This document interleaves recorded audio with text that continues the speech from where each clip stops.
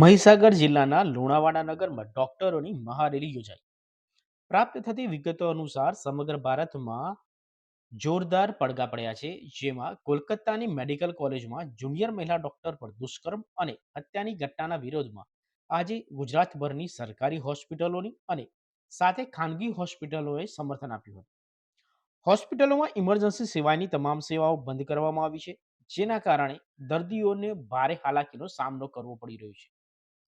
ત્યારે મહીસાગર જિલ્લાના લુણાવાડા નગરના મેડિકલ એસોસિએશનના ડોક્ટરો દ્વારા નગરમાં રેલી કાઢવામાં આવી હતી, જેમાં મોટી સંખ્યામાં ડોક્ટરોએ વિવિધ લખાણવાળા બેનર સાથે જોડાયા હતા. તેમજ આયુર્વેદિક ડોક્ટરોએ પણ આઈએમએની હડતાલને સમર્થન કર્યું છે.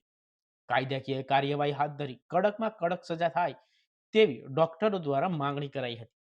વધુમાં ડોક્ટરોએ જણાવ્યું હતું કે રેસિડેન્ટ ડૉક્ટરનું રેપ કરીને મર્ડર કરવામાં આવ્યું હતું અને જેને પોલીસ તંત્ર અને સરકારે સુસાઇડમાં ખપાવી દીધું હતું.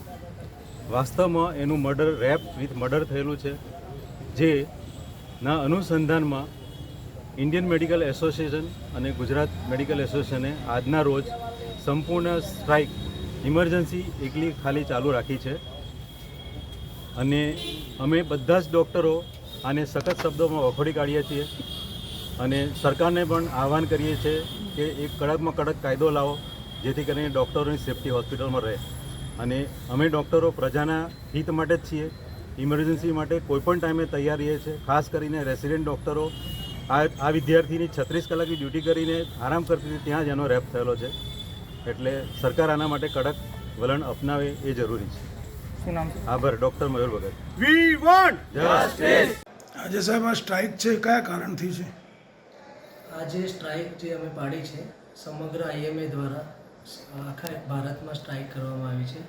આ સ્ટ્રાઇકનો મેઇન હેતુ એ છે કે કોલકાતામાં જે એક ફિમેલ રેસિડન્ટ ડૉક્ટર જે ઓન ડ્યુટી પર હતા, એ વખતે રાત્રે એમના ઉપર ગેંગરેપ થયો અને એના બાદ એની બ્રુટલ હત્યા કરવામાં આવી. જે હત્યાના વિરોધમાં અમે આખા ભારતના તમામ ડૉક્ટરે સ્ટ્રાઇકનું એલાન કર્યું છે. આ સ્ટ્રાઇકમાં તમામ પ્રકારની ઓપીડી સેવાઓ બંધ રહેશે, ફક્ત ઇમરજન્સી સર્વિસ ચાલુ રહેશે. અને આ જે હત્યા અને રેપનો કેસ છે એ ફક્ત એક ડૉક્ટર પૂરતો મર્યાદિત નથી, તમામ જે ફિમેલ છે એમના પૂરતો પણ છે. જે પણ લોકો પોતાના જોબ ઉપર કામ કરે છે, જે ફિમેલ નાઇટ ડ્યુટી કરે છે, એ માટે પણ આ એક ગંભીર બાબત છે. દરેક સમાજે વિચારવાની જરૂર છે. જો કોઈ ફિમેલ નાઇટ ડ્યુટી કરે અને એની સાથે આ ઓન ડ્યુટી પર આ પ્રકારની કિસ્સો બનતો હોય તો ભવિષ્યમાં કોઈ નાઇટ ડ્યુટી કરવા માટે ના પાડશે અને એની જે નુકસાન છે તમામ સમાજને જ ભોગવવાનું રહેશે. શું નામ સાહેબ?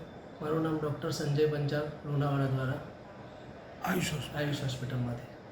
આજે સ્ટ્રાઇક છે, શું એમાં તમારું કહેવું છે? આજની સ્ટ્રાઇક એક ફિમેલ ડૉક્ટરની જે આરજીકર મેડિકલ કોલેજમાં ગેંગરેપ અને હત્યા કરવામાં આવી છે એના વિરોધમાં છે. આજે દરેક ડૉક્ટર ફિમેલ ડૉક્ટરને અનસેફ ફીલ થશે જો આ જ રીતે આવા કિસ્સાઓ ફિમેલ ડૉક્ટર સાથે બનતા રહેશે તો કોઈ ડૉક્ટર નાઇટ ડ્યુટી કરવા માટે રેડી નહીં થાય અને જે સમાજ માટે આગળ જતાં બહુ જ નુકસાનકારક થશે કે કોઈ બી પેરેન્ટ્સ બી પોતાની છોકરીને ડૉક્ટર બનાવતા વિચારશે. કોઈ પણ પ્રોફેશનમાં જેમાં નાઇટ ડ્યુટી આવતી હશે કે જ્યાં આગળ એની સેફટી નહીં હોય ત્યાં આગળ જોબ કરાવવા માટે તૈયાર નહીં થાય. આજે સમાજ આગળ વધી રહ્યો છે કે ભાઈ ફિમેલ બેટી બચાવો બેટી પઢાઓ, પણ બેટી ભણશે તો ખરી પણ બચે નહીં તો શું કરશો તમે? એટલે એના વિરોધમાં અમે આ સ્ટ્રાઇક કરી રહ્યા છીએ કે ભાઈ ફિમેલ સેફટી ઇઝ મસ્ટ. શું નામ આપનું? Doctor Shilpa Panchal, Ayush hospital.